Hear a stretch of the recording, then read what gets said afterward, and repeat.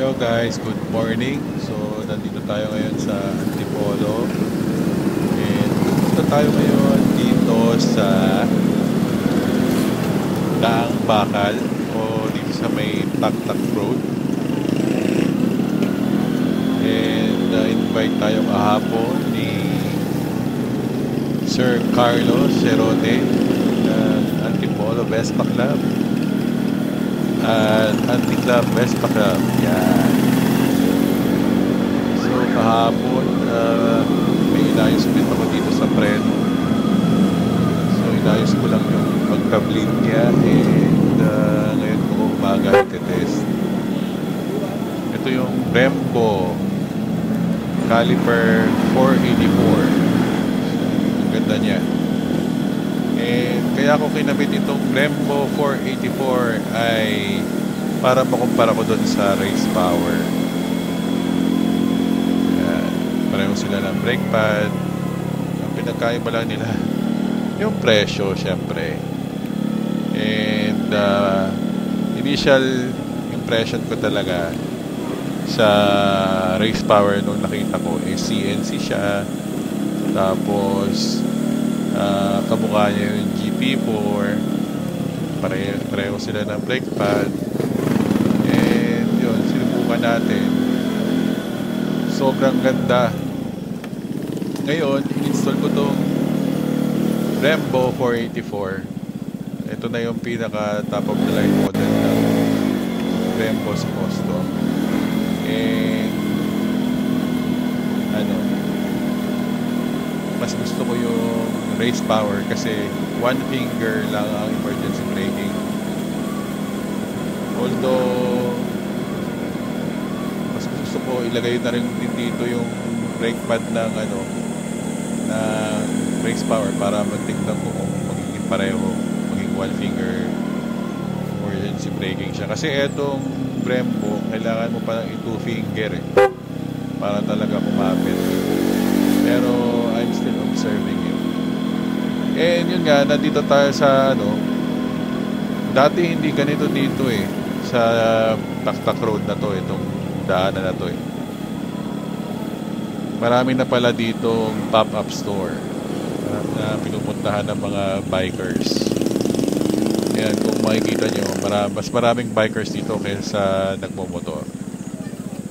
And siguro lalo na pag Sunday kasi meron din dito simbahan, sikat na simbahan nila John Lloyd at Bea.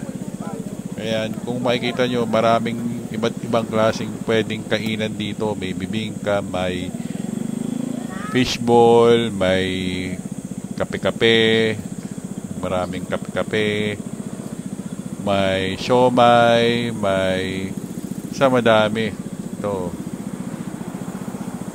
Yan, breakfast, may pandesal, may mga drinks. Ito, nandito na tayo sa Parish of the Immaculate Heart of Mary. And diretsuhin natin. So may mga ilang motor din dito kung makikita nyo. And marami rin nagja-jogging. Ito, Ahon Coffee. Ayan. And pwede ka rin dito magpark ng kotse and then pwede mo i-jog from dulo-dulo. Siguro malayo na rin yun, exercise. Mas maganda kasi hindi ko pa nasubukan mag-exercise ng gamit motor. Siguro pupunta ako dito nakakotse para mag-exercise or mag-bike. And then after that kumain. Hinahanap ko yung yung kape mismo. Saan kaya banda yun? Ayan. So ang daming nakakotse rin dito. Sa kaliwa madaming kainan. May mga nag-walk na dog din. Ayan, may paahon. Ayan. Actually, dito sa daan na to, pag may sticker ka ng Valley Golf, pwede ka pumasok. Ayan. Or Dati kasi pwede, baka ngayon binawalan na nila. Actually, bawal na nga. Kasi ano lang, mga nagko-commute lang ang pwede pumasok. Or mga official. So, ito may basketball court dito. And hindi ko nakita yung aking pupuntahan. Yan. Punta muna tayo sa dulo. Doon na tayo mag-U-turn. Doon na tayo lumiko.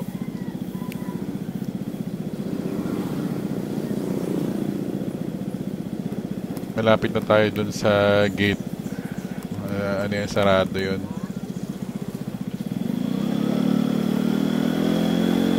Pagka gusto nyo mag-breakfast ride from, for example, Pasig kayo, Quezon City, Marikina, sulit din pumunta dito ng nakamotor. So, yun yung gate. So, balik tayo.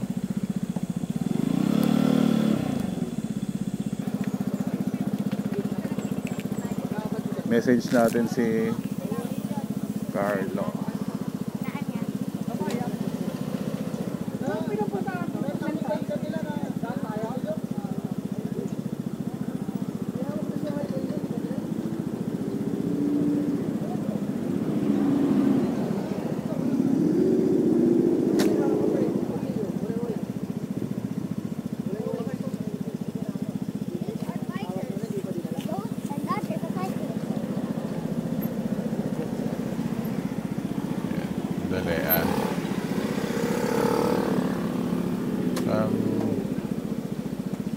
Hindi ko alam kung saan banda eh.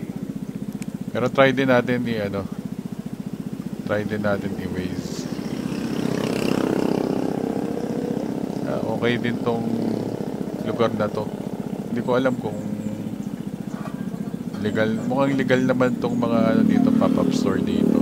Parang nakita ko yung signage kanina kasi sobrang dami na dito. Nagtitinda. Halos lahat ng klase yata ng pagkain nandito. Ayun, i-search natin. Ang lapit na lang pala ito. Parang malapit na lang, message ko lang si Carlo. Tapos tingnan natin kung saan. According to Waze, parang isang dipa na lang to ah.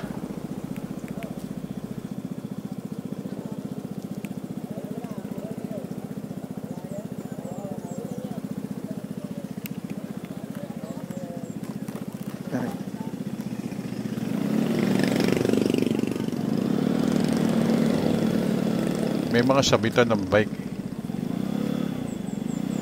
So, malapit na lang. Oh, may ihaw-ihaw din. May sisig. Batangas Lomi, oh. Sarap. Oh, Silog Mills. Hindi ko alam kung schedule nila dito. Oh, weekend lang ba? Oh, ano. Ay, ito na pala. Kaya pala hindi ko nakita. Yung signage niya, nakaharap dito. Pabalik.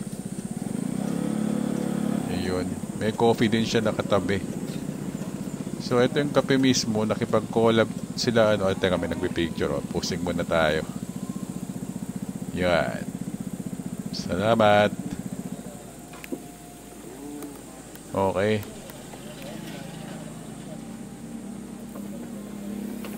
Mukhang ako una. Wala pang mga Vespa dito.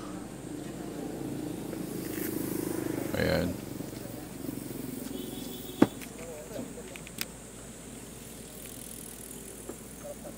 Tanggalin muna natin tong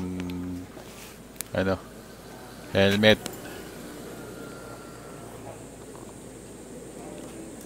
Okay. Check natin yung coffee and food.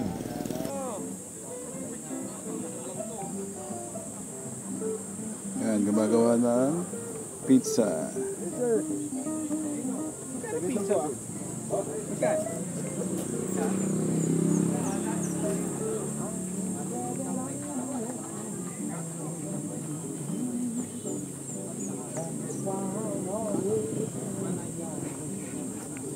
mahina signal dito guys eh, hindi tayo makapag live. So ito gumagawa ng order ko na pesto pizza.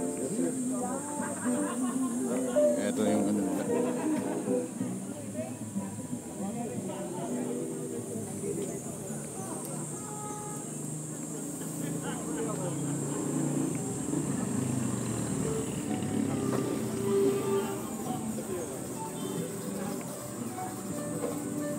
So ayun nga guys, sarap ng ano nila dito, pizza nila dito. And okay din naman yung kape. Ayan. So ako pa lang naman nandito, wala pang ibang ano, wala pa ibang dumadating.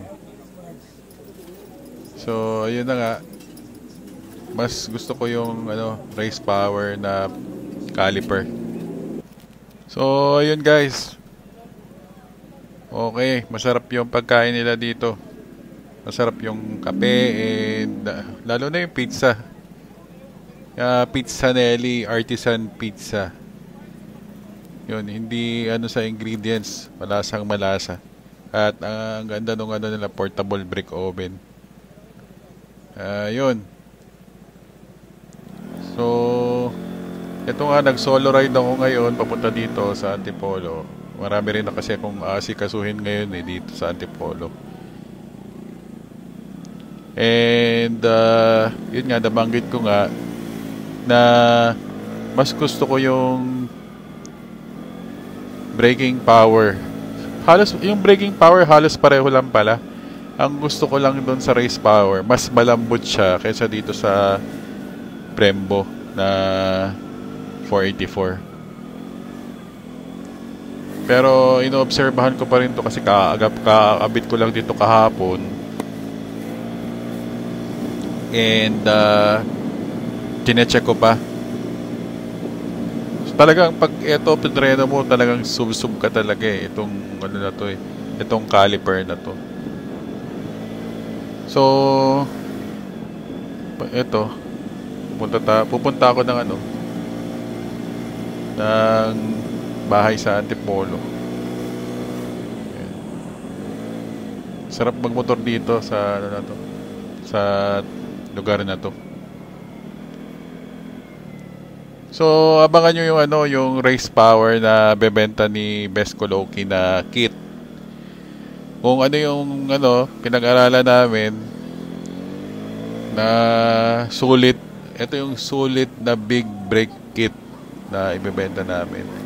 So meron ka ng 220 na OEM Piaggio na original na rotors.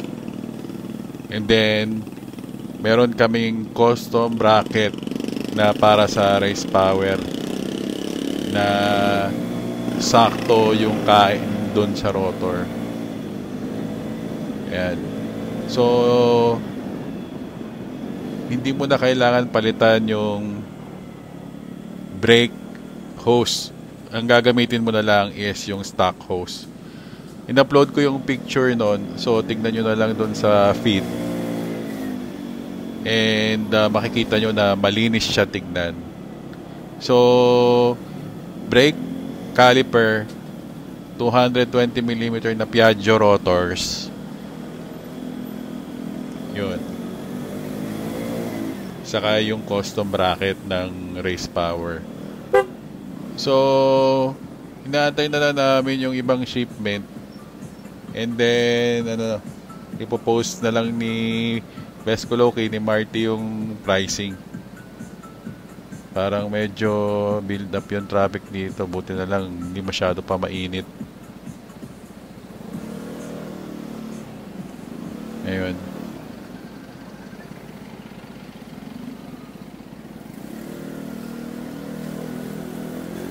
Dito muna tayo sa Gedli. Ayan. Ayun, so yung race power na caliper is sobrang affordable nga niya. And actually yung caliper itself sa dealer, sa supplier ay ano siya, hindi sila nagbibigay ng warranty. So Ang warranty nito is kami na, sa amin na. Dahil na-testing nga namin na maganda siya, may tiwala naman kami doon sa sa quality kasi sobrang tinesting na namin yon na ako lalo tinesting ko siya sa pinainit ko siya, hard braking, everything. Nag long ride kami sa kilometer 90 and okay yung resulta. Ito yung masasabi mong sobrang sulit na upgrade kit para sa mga Vespa nyo. Kasi, basta, sobra, popost namin yung presyo pag natapos na yung mga, pag nakuha na namin yung costing namin. And, ayun, nakipag-collab kami sa Concept Ride na sila yung mag-i-install. And, yun, may mga technique kasi kami pagkabit ng preno. So, sariling technique. And yun, doon kami mag-i-install sa Concept Ride kasi yun yung malapit sa amin. Madaling puntahan. Yun oh, lakas grabe ng preno nito. Pasingit kuya, pasingit. Grabe dito. Medyo umiinit na eh. So, uwi muna ako dito sa bahay sa Antipolo. Meron lang akong aayusin. Saka dun sa sa taniman.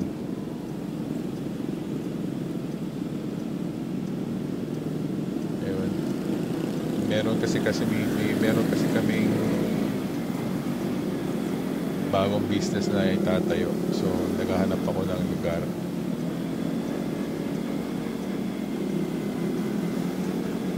Maganda dito sa lugar na to eh. Yun nga lang, dati walang traffic dito. Ngayon, medyo ma-traffic na. So, ayun, hanggang dito na lang muna tong vlog na to about doon sa preno and konting sideline ng kain, breakfast.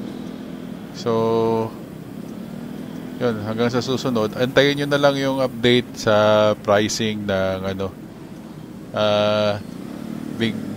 big brake kit ng Race Power.